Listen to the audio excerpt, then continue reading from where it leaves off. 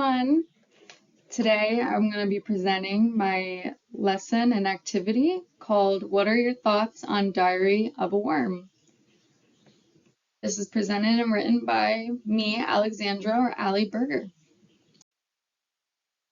All right, so I found my the Florida standard for my activity and lesson using cpoms.org. My grade level I'm looking for this activity or this type of lesson is second grade, so about like 8-year-olds, I believe, 7 or 8. And the CPOM standard is defined as the following.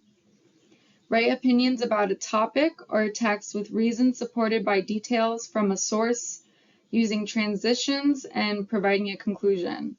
And the subject area is reading, writing / ELA, which stands for English Language Arts. And the standard is ELA.2.C.1.3.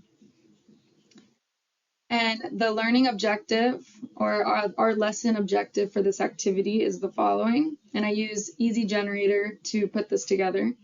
Students will be able to interpret Diary of a Worm and write using transition words and providing a conclusion.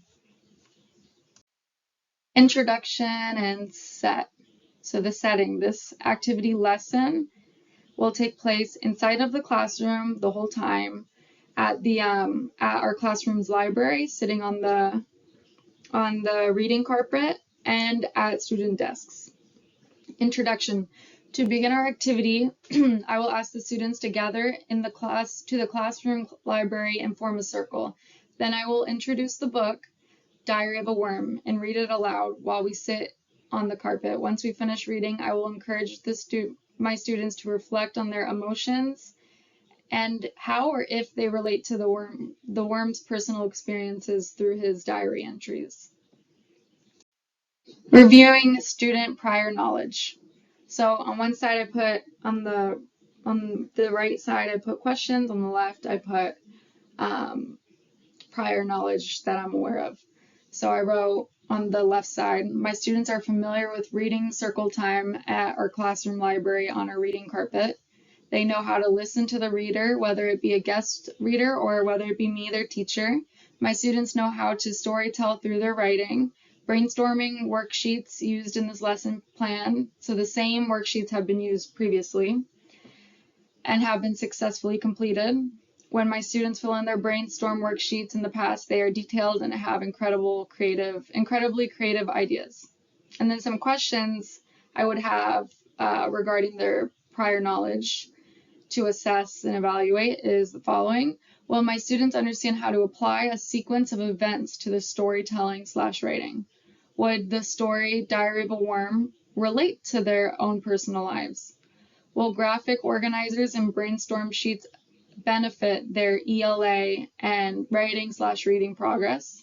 Are my students going to connect with the story and the following lesson plan and activity?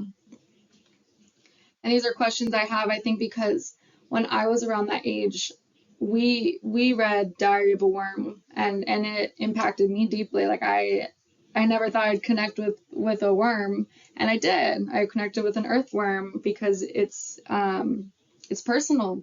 He writes in a very like normal kid way, like, so I have those questions with children of 2023. Will they relate? Will they think it's relevant? Okay, first things first, explicit instruction, I do, is going to be 30 minutes. And I put it 1, 2, 3, 4, just so it's a little organized, and I added some photos.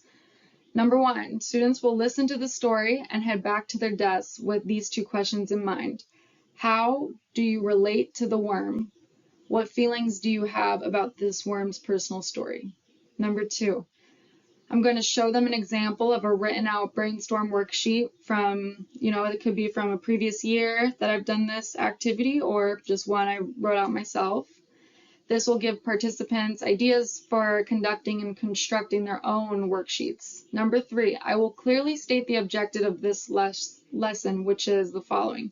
Students will be able to interpret Diary of a Worm and write using transition words and providing a conclusion.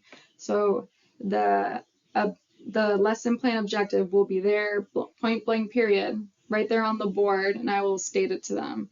Number 4, students will be given these brainstorm worksheets with lines underneath, Transitional words, ideas, feelings, and conclusions will be included provided above the lines to give them enough room. Guided instruction is going to be 30 minutes, and it's we do. We will begin our brainstorm worksheets together as a team, as a class.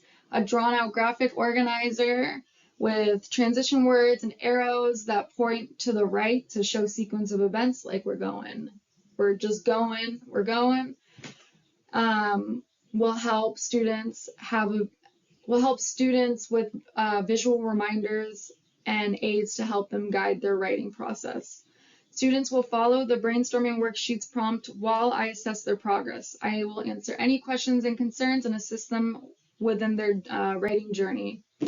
I will provide students with possible ideas, feelings, and interpretations and examples verbally and written out on the whiteboard. So I will give basically some examples to get them started. You do it together. Collaborative work is going to be 15 minutes, and this will take place after our guided instruction. Students will be broken in groups of 3 to 4, and I will decide on these groups depending on student and classroom profiles. I'm not going to let them just partner up with whoever they want. I don't want anyone left out. I would rather put it together prior. Students will bring their brainstorm worksheets with them to their group and share them with group mates. So each student will share their ideas, thoughts, feelings about the story and how they want to conduct their writing. And I'm going to have 2 questions on the whiteboard for them to ask each other. Number 1, did you enjoy Diary of a Worm? Why or why not? Number 2, did you relate to the worm's diary entries? Why or why not? This will give a conversation. This will allow for a conversation. All members in class groups will share their thoughts and ideas with their group mates. They will ask and answer the above questions verbally while interacting with one another. Group members are required to give feedback to each other. So I wouldn't allow necessarily negative feedback, like that was awful, but positive to neutral feedback, like if someone doesn't necessarily like that idea or concept, they can say, hi, Sally, I didn't enjoy this aspect of your brainstorm worksheet. This is what I would do differently. So now it's independent work you do. After the 35-minute guided practice, students will be given their story worksheets, and I will also provide the transition words like first, secondly, thirdly, finally on the story worksheet with plenty of lines underneath so they can fully express their thoughts and feelings. I will let my students know that they will have 40 minutes to write. I will show them the timer or stopwatch, and they will have a 5-minute break at the 20-minute mark. Students will have their brainstorming worksheets as a guide and reference, and hopefully they will use it to assist them, to assist their progress. And I will be assessing their progress and assisting students who need help or additional personal scaffolds.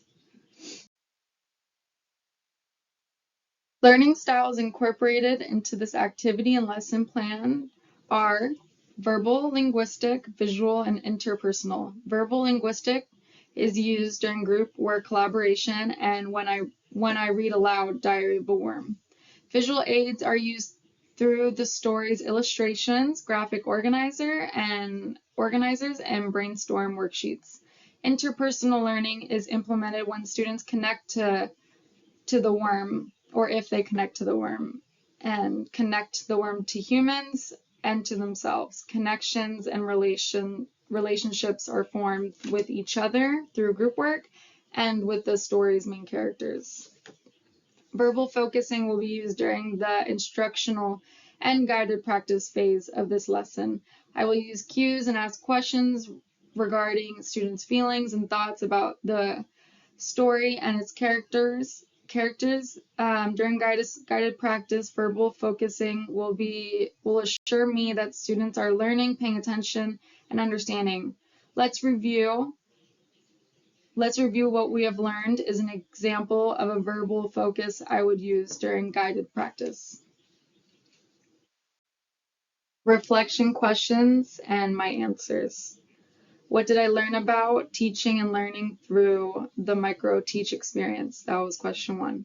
Answer 1. Using the Microteach method has taught me how to effectively and efficiently construct and organize lesson plan that is beneficial for student and teacher. Question 2. What will I take away and use as a future teacher? Answer 2. I will be using the gradual release model in my future classroom to help me plan and assess lesson plans. The gradual release model allows me to reflect, assess, and evaluate student progress in a controlled, organized, and unbiased way. Thank you so much, guys, for listening. Have a wonderful day.